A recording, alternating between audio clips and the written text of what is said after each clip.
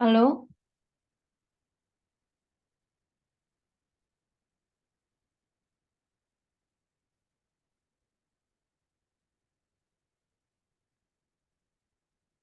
Ya.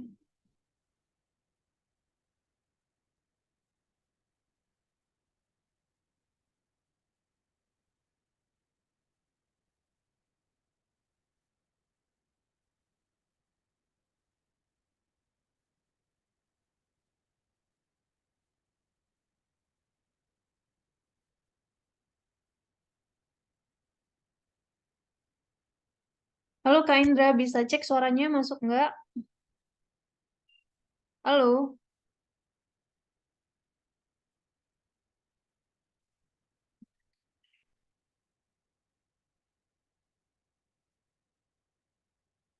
Halo?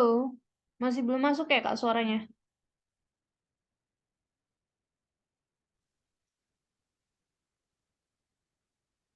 Hmm,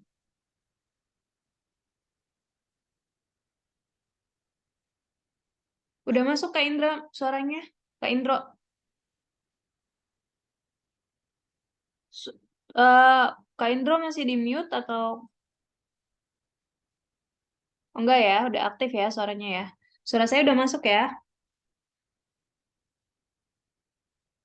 Oke, saya coba share screen materinya ya.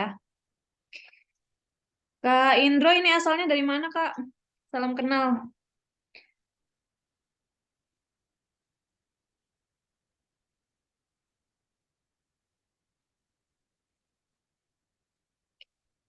Ini sorry aku bikin private karena di bench 2 cuma ada 3 orang, terus minta jadwalnya beda-beda. Jadi ya udah aku bebasin aja jamnya sama tanggalnya. Ntar ya aku coba share screen materinya. Oke, udah terlihat ya materinya. Nah sebelumnya kalau di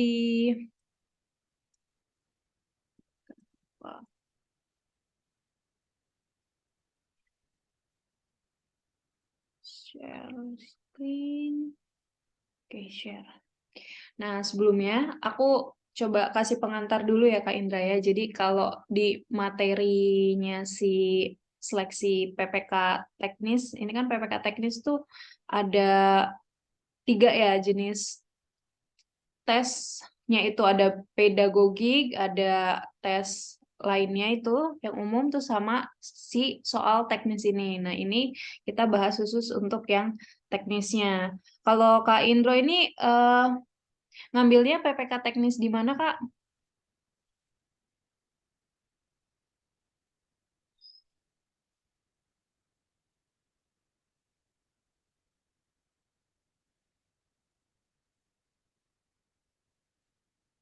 Di instansi Pemda, pengairan Pemda ya?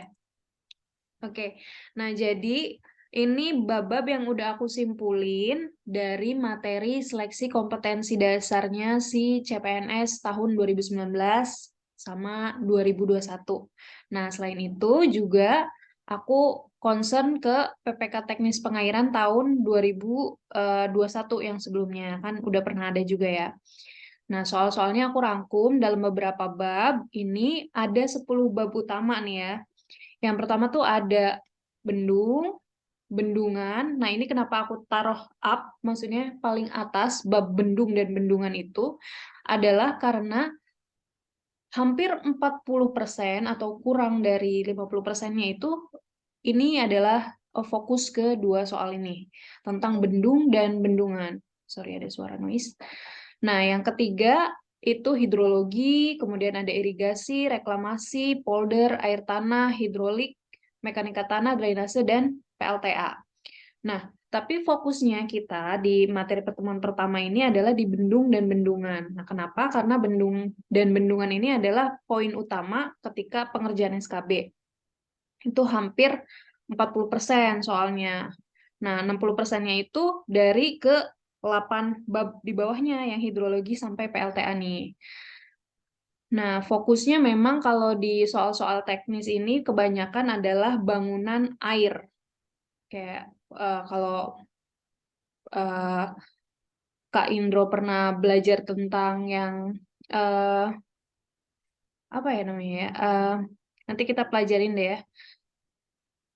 Standar teknisnya PUPR itu ada tentang pengaturan teknis konstruksi bangunan bendung dan bendungan. Kita langsung masuk aja ya ke materi paparannya. Kenapa kok awalnya tuh harus dibahas materi dulu? Karena bisa jadi soalnya tiap tahun akan sedikit berbeda walaupun slightly mirip gitu loh. Jadi fokusnya masih tetap tentang bendung dan bendungan, tapi soalnya agak mirip-mirip. Nah, kalau Kak Indro buka yang di bab ini ya, hmm, di e-book yang pengairan kemarin aku kirim itu paket 3 ya, jilid 3. Bentar aku share.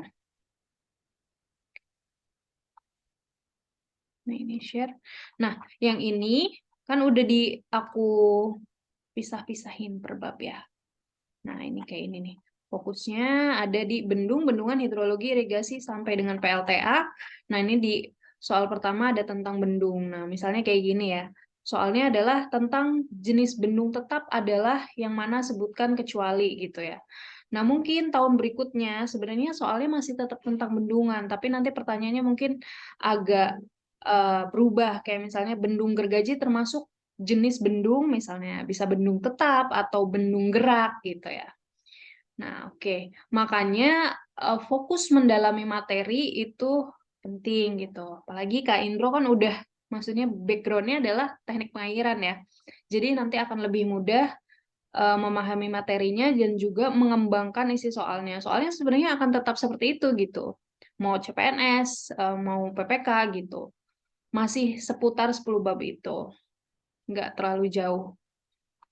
Sebenarnya kalau SKB sih, karena kan diambil poin tertinggi ya, akan terbantu. Oh, kalau PPK sih nggak pakai SKD ya, jadi nggak bisa. Dia harus full adalah nilai tertinggi. Nah, tapi kalau pengalaman tahun lalu tuh teman-teman yang PPK teknis sambil teknis kayak jalan jembatan, perumahan maupun pengairan, mereka kebanyakan skornya itu untuk teknis sekitar 200 sampai 300 tuh udah paling tinggi. Padahal untuk slightly SKB kalau di CPNS itu sekitar 310, 350 sampai dengan 400 gitu. Mungkin karena soalnya untuk yang PPK teknis ini tahun lalu itu lebih ke materi yang umum gitu loh. Jadi kayak wawasan-wawasan umum seperti kayak bendungan ular adanya di mana gitu kan. Eh, Bendungan yang berada di Tabanan Bali apa. Nah, itu pengetahuan-pengetahuan umum yang sebenarnya juga perlu banget diasah selain materi-materi seperti pengertian bendung lain sebagainya seperti ini. Nah, itu tak berkaca dari tahun lalu di PPK teknis itu memang hampir kebanyakan malah soal-soal teknisnya kayak gini itu hampir 30%. Misalnya kayak bendung dan bendungan itu kan menguasai 40% dari total soal. Nah, 40%-nya itu 40%, 30% dari 40%-nya itu adalah membahas tentang wawasan umum gitu. Nah, itu yang mungkin banyak menjebak teman-teman yang ngambil formasi PPK teknis tahun lalu. Nah, mungkin bisa jadi bahan pembelajaran juga buat Kak Indro lebih banyak baca-baca lagi selain materi yang aku kasih. Khususnya ini untuk pengetahuan umum, kayak misalnya bendungan ini berlokasi di mana, luasnya berapa, kapasitasnya berapa, apakah termasuk jenis bendungan multifungsi atau tidak, ya mungkin familiar sudah ya dengan istilah-istilah seperti itu. Nah, Sorry aku banyak banget muter-muter, tapi ini supaya lebih ada gambaran nanti soalnya itu akan seperti apa gitu. Nggak cuma kayak bahas materi doang kan, karena kan materi seperti ini Kak Indro udah bisa baca karena aku share juga. Nah, di sini juga zoomnya udah di mana ya? Sebentar ya, aku cek dulu.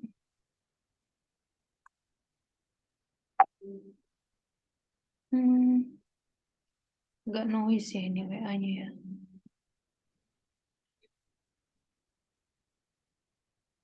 Oke. Oke, kita langsung masuk aja pengertian bendung.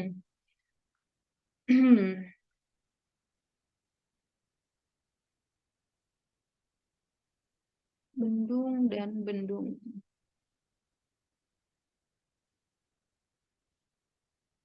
Oke. Oke, lebih mudah isi daripada ngelihat ini ya, daripada kita lihat materi paparannya nih. Oke, Kak Indro kan udah familiar ya kalau bendung itu kan terlihat konstruksinya memang seperti ini. Punya weir atau apa maksudnya punya crash, ada weirnya. Weir itu bendung, sedangkan bendungan adalah dam ya. Kalau dam kan kayak gini, dia punya apa sih namanya pelimpah gitu ya. Pelimpahnya itu terlihat dan tidak bisa di overtopping oleh air sungai. Kalau bendung kan kayak gini ya, dia bisa dilimpahi atau dilewati oleh air dan fungsinya hanya untuk membelokkan air menuju saluran irigasi. Sedangkan bendungan fungsinya adalah untuk menampung. Sebenarnya pertanyaannya pas soal SKB itu sesederhana itu sih. Bahkan tahun lalu tuh ada juga yang teman-teman yang basicnya bukan teknik pengairan, sipil, dan ngambil ibuku dan bisa lolos gitu loh. Anak hukum tapi bisa lolos gitu. Ternyata berarti kan soal-soalnya easy gitu loh, basic masih, nggak terlalu sulit. Oke, kita balik lagi ke materi paparannya. Bendung atau weir adalah bangunan yang melintang sungai yang fungsinya membelokkan atau meninggikan muka air agar dapat masuk ke saluran irigasi. Ya. Kemudian konstruksi bendung biasanya lebih kecil daripada bendungan. Nah, kalau bendung itu pernah juga ada soal pertanyaannya kayak gini. Tinggi maksimum bendung. Nah, itu kalau menurut KP atau kriteria peraturannya PUPR KP 01 sampai 09 mungkin Kak Indro udah pernah baca ya di situ, udah jadi pedoman dasar teman-teman teknik pengairan. Nah, itu kalau di bagian KP bendung tuh nomor berapa ya? Nanti mohon dicek lagi. Nah, itu tuh kurang dari 7 meter kalau tingginya bendung. Nah, kalau bendungan berarti lebih tinggi daripada 7 meter, bisa 12, 15 gitu ya. Tergantung jenis bendungannya, bendungan urukan atau mungkin kalau misalnya arch dam, bentuk bendungan yang eh, dari beton, itu bisa lebih tinggi lagi. Nah, tujuan dibangunnya bendung adalah untuk menjalankan aliran agar ada pada debit yang tetap. Jadi kan di intake-nya itu kan ada pintu, jadi bisa ngatur tinggi muka air, berapa debit yang mau dimasukin ke saluran irigasi atau DIDI atau daerah irigasi yang menjadi cakup pelayanannya si bendung ini. Setelah mengetahui pengertiannya, kita bahas juga mengenai jenis-jenis bendung. Sebenarnya bendung itu terbagi beberapa jenis, itu berdasarkan uh, konstruksinya. Ada bendung tetap, bendung gerak. Kemudian berdasarkan fungsinya, ada bendungan multipurpose, ada bendungan single purpose. Multipurpose itu artinya dapat digunakan untuk beberapa purpose. Kalau misalnya atau manfaat, kalau misalnya multipurpose berarti lebih dari satu manfaatnya. Oke, nah bendung tetap atau fixed wear atau uncontrolled, artinya bendungnya itu uh, tingginya, atau kalau misalnya digambarin gini ya, coba aku biar langsung enak sih ya, langsung di googling biar ini bendung tetap. Nah, Jadi kalau bendung tetap ini kan kayak gini ya, apa namanya? Si puncak crestnya ini dia ya sudah dalam batasan elevasi tertentu. Kayak misalnya nih puncak si bendungnya ini nih, dia udah ada di elevasi tertentu, misalnya plus 67 di atas muka air laut. Nah, itu tuh udah nggak bisa disetel lagi. Emang segitu, dan berapa ketinggian air yang akan melewati si pelimpahnya ini atau si pelimpahnya ini nih, kayak tingginya cuma 5 cm, 10 cm gitu tinggi muka airnya, karena udah dihitung ya debitnya ya. Debit andalan si sungai itu tuh berapa. Nah, ini tuh nggak bisa disetel lagi, udah segini gitu air yang akan melimpah di atas kresnya. Nah, itu namanya bendung tetap. Nah, kalau misalnya bendung tidak tetap atau bendung gerak. Nah, bendung gerak ini kayak gini contohnya. Mungkin yang paling umum adalah bendung karet ya. Bendung gerak karet. Nah, kayak gini. Jadi si kresnya itu bentuknya bukan beton, tapi kresnya itu adalah bentuknya karet kayak gini ya, bendung karet. Nah, si kresnya ini, si puncak bendungnya ini ketika dilewati air itu bisa di setel. Jadi kayak misalnya dikempesin dulu nih si karetnya itu sampai dia berada di elevasi tertentu yang diinginkan. Nah, jadi berapa ketinggian air yang bisa melewati pelimpahnya itu bisa disetel. Nah, itu namanya bendung gerak. Nah, ini dia karetnya nempel ke konstruksi kanan kirinya atau tebing sungainya, ya. Jadi nanti bisa dipompa, ditambah anginnya atau dikurangi seperti itu. Kita balik lagi ke materi paparannya. Nah, ini juga soal tentang bendung gerak nih. Aku agak loncat-loncat nggak apa-apa ya, supaya nanti langsung applicable gitu. Kira-kira materi ini akan keluar soalnya itu seperti apa gitu. Nah, bendung gerak ini paling banyak keluar soalnya adalah tentang bendung karet. Kayak misalnya bendung karet itu konstruksinya seperti apa? Karetnya itu yang di pinggirnya itu, yang nempel di tebing itu, dia akan tertopang oleh apa? Nah, waktu itu pertanyaannya ya. Dan itu aku tuangin juga di modul yang bab 3 Kak, itu ada juga ya. Jadi di situ nempelnya di mana? Nempelnya di tebing sungai yang di mana itu ada konstruksi beton atau batu yang menahan, menjepit si karet bendung geraknya atau bendung karet. Nah, nanti bisa dipompa, anginnya dimasukin, atau kalau misalnya mau diturunin elevasinya dikeluarin anginnya, seperti itu. Nah, itu salah satu contoh soal bendung gerak. Kebanyakan ada kayak 2-3 soal sih tentang bendung karet, kayak bendung karet ini berada di mana, terus bagaimana cara mengontrol crash atau ketinggian bendung karet. Kemudian tadi kayak penahan jepitnya si bendung karet itu di bagian mana. Nah, itu juga sih. Kemudian ada lagi nih kayak jenis aliran sungai yang cocok untuk bendungan karet.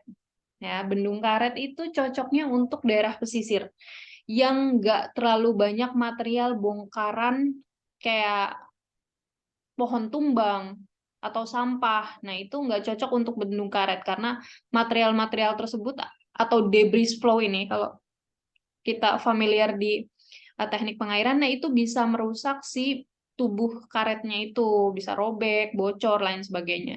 Jadi dia lebih cocok ke daerah-daerah yang agak dekat laut gitu bendungnya, sudah menuju laut.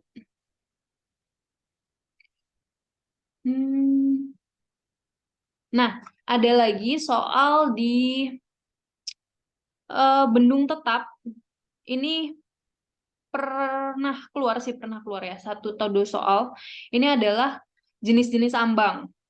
Jadi kalau di bendung tetap tuh ada ambang. Nah, jenis-jenis ambang itu ada ambang tetap yang lurus, ada ambang tetap yang berbelok-belok kayak gigi gergaji, ada ambang saringan bawah. Nah, aku coba kasih contohnya biar ada gambaran ya. Ini kayak gimana sih bentuk ambang gigi gergaji dan cocoknya untuk sungai seperti apa? Waktu itu pertanyaan sih seperti itu. Ambang gergaji ya. Oh, salah. Bendung ambang gergaji.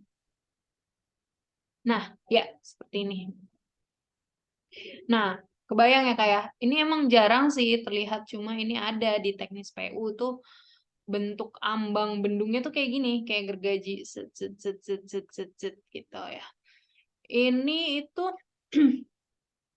cocoknya untuk sungai dengan debris flow tinggi. Jadi dia cocok untuk pegunungan atau bukit yang sering bawa debris flow kayak bongkahan-bongkahan ini nih kayak gini, atau lumpur kayak gitu ya. Ini ambang gergaji.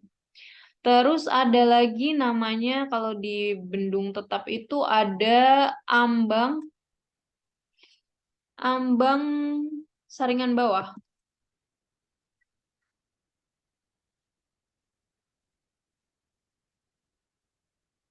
Ambang saringan bawah. Gambarnya nggak kebayang ya, di sini nggak ada ya.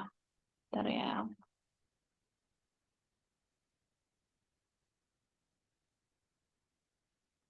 Hmm.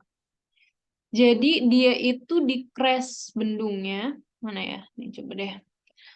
Ini mungkin karena kalau saringan bawah nggak kelihatan ya. Ada di bawah air saringannya. Jadi ini nih kalau dilihat di crashnya nih Kak. Sorry, aduh malah ketahan lagi.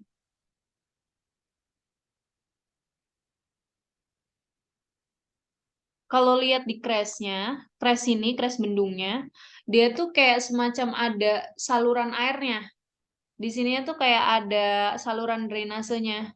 Nih, di bawah ini nih ada saluran drainasenya tipis. Gini, terus ada kayak lubang saringan gitu. Jadi fungsinya buat eh, nyaring gitu loh. Nyaring air sebelum keluar dari pelimpahnya, dia masuk ke saluran ini, terus masuk ke intake. Mungkin nggak kelihatan ya, karena ini di air. Ya, juga nggak ada contohnya ya. Ya kurang lebih seperti itulah. Jadi di atas pelimpahnya itu ada saluran lagi gitu. Oke, kemudian ini paling sering nih.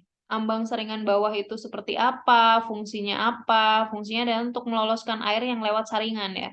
Jadi udah bersih dari sedimen-sedimen. Kemudian yang ambang gergaji yang tadi bentuknya fungsinya untuk apa? Untuk debit aliran yang besar. Nih, kemudian ada bendung gerak juga ada yang jenisnya horizontal, vertikal. Nah, ini sederhana sih nanti bisa dipelajari. Tadi contoh-contoh soal yang keluarnya seperti itu. Nah, kemudian lanjut lagi ke manfaat dan fungsi dari bendung. Tadi kita udah pelajarin salah satunya adalah untuk mengaliri DI atau daerah irigasi. Oke. Satu, untuk membendung aliran sungai atau menaikkan level tingkat muka air hingga elevasi tertentu supaya bisa masuk ke elevasi dasar saluran daerah irigasi. Kemudian menjadi tempat untuk pemasangan alat ukur debit ya, untuk memantau debit banjir maupun debit andalan. Kemudian sebagai penahan dasar sungai. Kan kalau sungai nggak ada konstruksi bangunan airnya, biasanya pasirnya terus terbawa sampai ke hilir ya. Nah, kalau ada bendungan jadi tertahan. Kemudian kemudian menahan waktu pengaliran debit banjir. Nah, fungsi lain dari bendungan itu kan menahan debit banjir ya. Jadi banjir itu kan sebenarnya disebabkan satu adalah debitnya terlalu tinggi, tampungannya kurang, atau waktu drainnya yang terlalu cepat. Artinya waktu pengalirannya. Jadi cara menahan banjir itu kan, ini agak melenceng tapi ini terkait sama materi ini. Cara menahan banjir adalah memperbesar tampungannya atau menahan air debit agar tidak terlalu cepat mengalir ke arah hilir. Salah satunya adalah dengan adanya konstruksi bangunan air seperti bendung. Jadi kalau tampungannya tidak diperbesar, maka tahan air tersebut di suatu tempat tertentu dalam jangka waktu yang lama. Maka itu dapat membantu menahan debit banjir. Nah, adapun bagian-bagian konstruksi bendung, ada tubuh bendung, ada pintu air. Pintu air pun ada beberapa jenisnya di sini sih. Yang soal tentang pintu air nggak terlalu banyak, cuma ada 1-2 kayak jenis jenis jenis pintu air yang menggunakan baja atau besi yang ditanam disebut apa? Angkur gitu-gitu.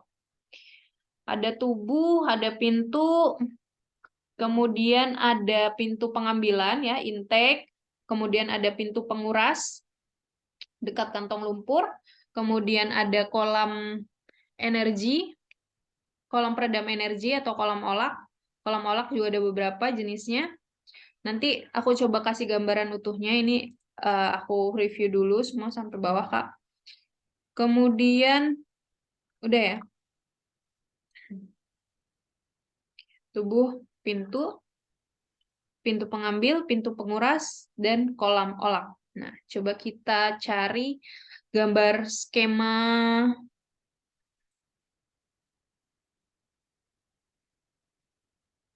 Nih ya, Kak, tadi ada tubuh, bendung, pintu air, pintu pengambil, pintu penguras, kolam energi ya. Aku coba share skema utuh dari bendungannya ya. Denah bendung. Nah, oke.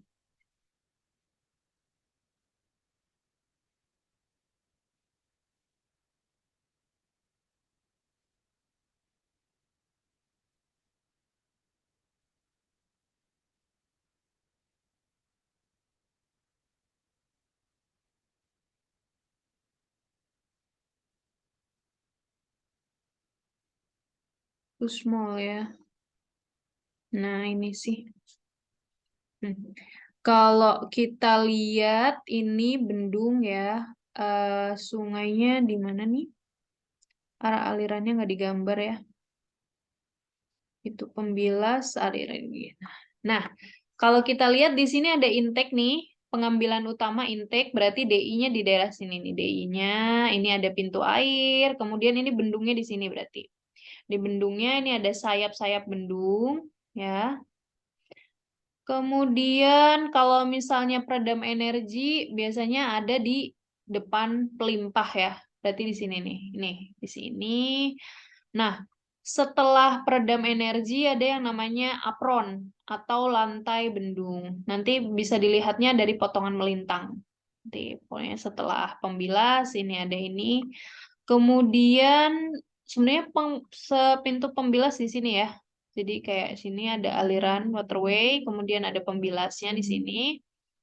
Ya, ada pintunya juga sih, pintu pembilas di sini. Oke, kita lihat potongan melintangnya seperti ini. Ini intake, ini pintu radial dari pintu pembilas ya. Kemudian ada jembatannya. Potongan bendungnya mana ya? Nah, potongan bendungnya. Nah, kalau potongan bendungnya sini, nah oh ini kolam olaknya bentuknya flukter kayak bulat gitu ya. Nah, sini apron. Ini apron, sorry, di depan apron, ini pintu intake-nya. Ini tubuh bendungnya. Nah, kurang lebih seperti itu. Isinya adalah ada pintu intake, ada pintu pembilas, ada tubuh bendung, ada peredam energi gitu ya. Sama ada saluran irigasi tentunya ya ini di sini. Coba kita pelajarin satu persatu jenis-jenis dari pintu air misalnya. Nah, di sini. Tubuh bendung adalah struktur utama. Nah, ini juga sering ditanyain, material tubuh bendung tuh apa aja isinya? Biasanya ada urukan tanah, pasangan batu kali, bronjong atau beton, ya. Umumnya ini di konstruksi melintang sungai ya. Oke. Nah, pintu air ini fungsinya adalah mengatur, membuka, menutup aliran aliran air atau debit yang masuk ataupun menutupnya ya. Ini ada bagian-bagiannya adalah daun pintu, ada rangkanya, guard frame, kan kalau pintu kan ada frame-nya ya. Ada daun pintunya juga, kemudian ada angkernya yang sini, kemudian ada hoist. Hoist itu kalau kakak familiar tuh kalau di pintu irigasi itu kan ada puteran gitu ya, puteran. Nih coba aku kasih gambar deh ya biar lebih mudah.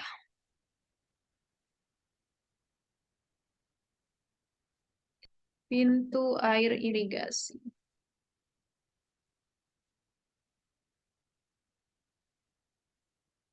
Oke, nah ini ini hoist, ini guard frame, ini daun pintunya. Nah, gitu ya. Ini hoist nih, daun pintu, guard frame-nya. Oke ya. Lanjut lagi ke materi. Balik lagi materinya. Karena tadi udah mempelajari tentang bagian dari pintu airnya atau gauge-nya. Nah, lanjut lagi ke pintu intake. Bentuknya sih hampir sama untuk pintu intake ya. Cuma dia menuju ke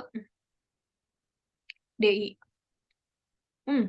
Ini padahal tadi disetel 1 jam ya. Sorry Kak Indro kalau misalnya nanti aku bikin link Zoom lagi nggak apa-apa ya. Karena ini ternyata lebih dari 1 jam untuk materi bendung doang. Nanti kita lanjut ke bendungan ya. Nggak apa-apa ya. Aku selesaiin dulu ini yang bendung. Oke. Kemudian ada pintu penguras. Bisa dipelajarin sendiri tadi yang di deket sampingnya pelimpah itu ya. Fungsinya adalah untuk membilas sisa-sisa sedimen.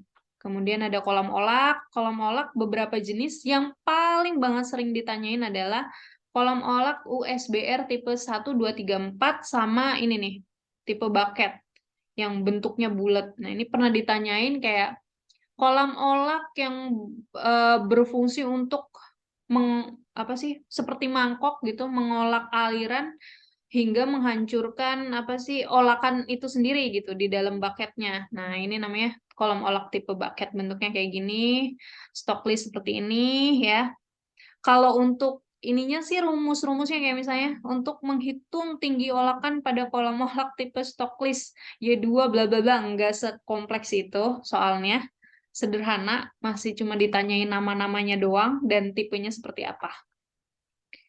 Nah, ini biasanya kalau USBR itu ditanyain adalah eh, tipe USBR yang cocok untuk sungai dengan tipikal ini gitu. Kayak misalnya sungai dengan tipe banyak material batuannya adalah USBR tipe berapa. Nah, itu sih yang paling cocok sih USBR tipe 4 nih kan. Karena dia langsung loncat alirannya. Kalau ada batu yang terbawa dia langsung nggak memecahkan si ini gigi-giginya itu.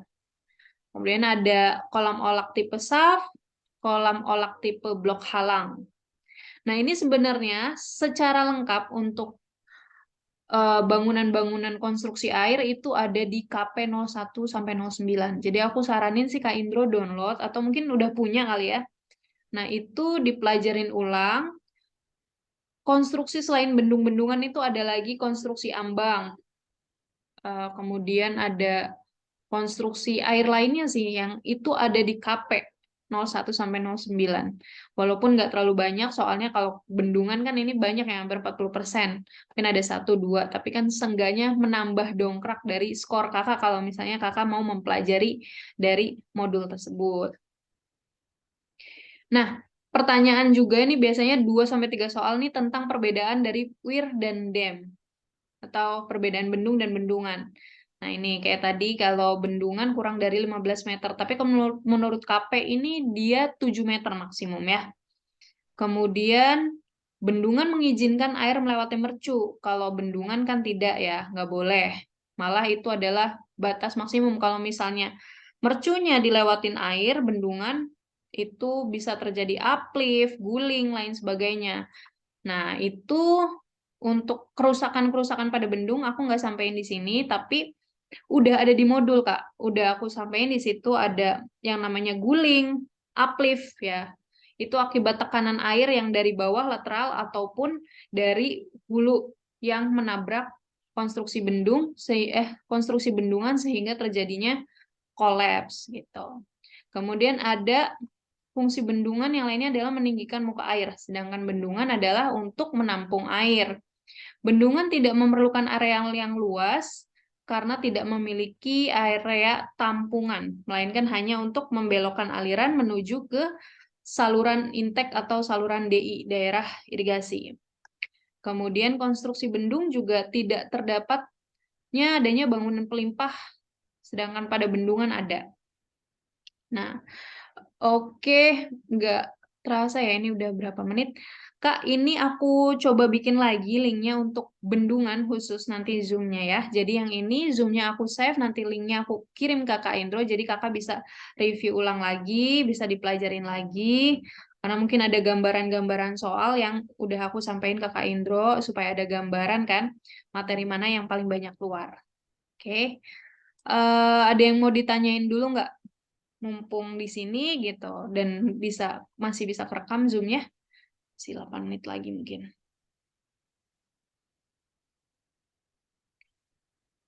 Sorry Kak, suaranya nggak masuk ya. Kenapa ya?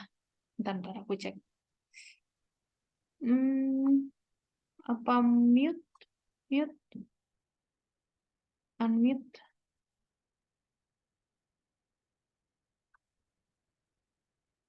Suaranya nggak kedengeran, Kak.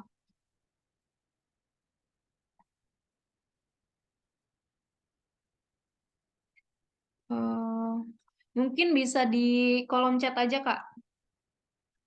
Aku juga nggak tahu ini kenapa ya. Pas tuh unmute. Kakak masih mute soalnya itu. Bisa nggak di unmute?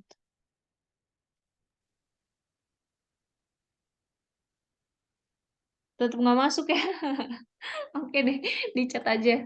Sorry Kak, ini biasanya nggak pernah masalah sih, kenapa ya? Atau mungkin nanti kakak bisa coba pakai headset barangkali masuk ya.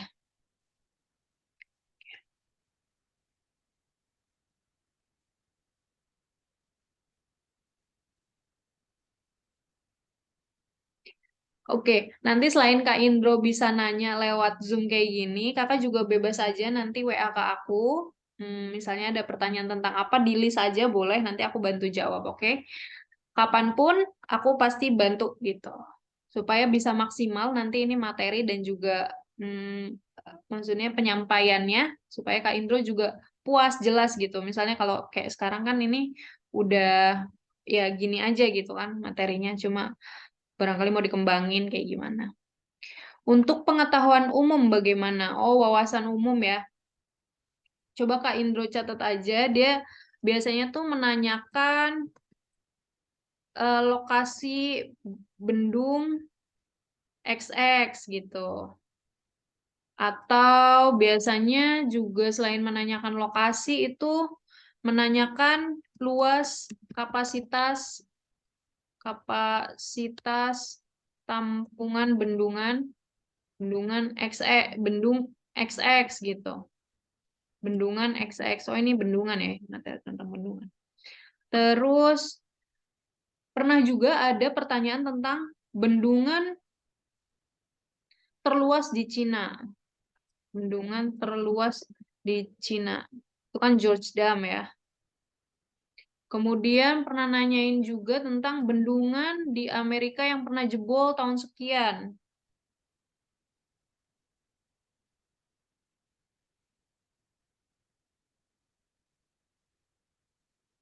Kemudian kecelakaan bendung diakibatkan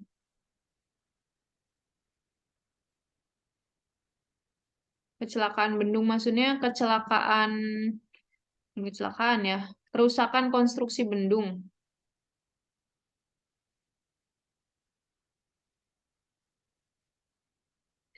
Pernah juga ada pertanyaan kayak gini, kenapa kok penjaga bendung dikasih rumah atau rumah jaga di konstruksi bendung?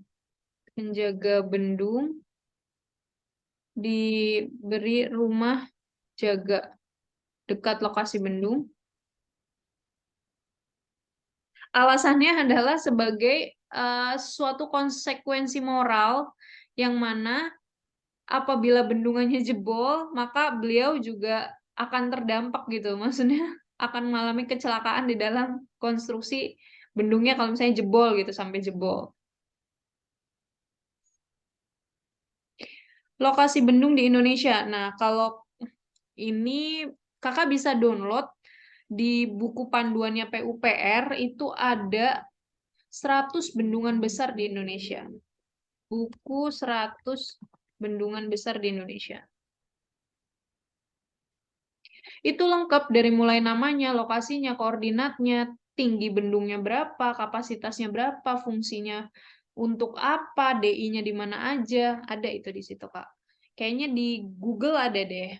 Tapi mungkin nggak selengkap yang punya PUPR ya di perpustakaannya, cuma kan kita nggak bisa free access ke sana. Nah, ada, tapi itu tahun 99 kalau nggak salah, jadi belum pernah diupdate lagi setelah itu. Nah, waktu seingatku, tahun 2019, sebenarnya PUPR lagi nyusun yang baru supaya lebih update, tapi mungkin belum dipublish gitu. Yang terakhir sih tahun 99, ada. Ada lagi, Kak?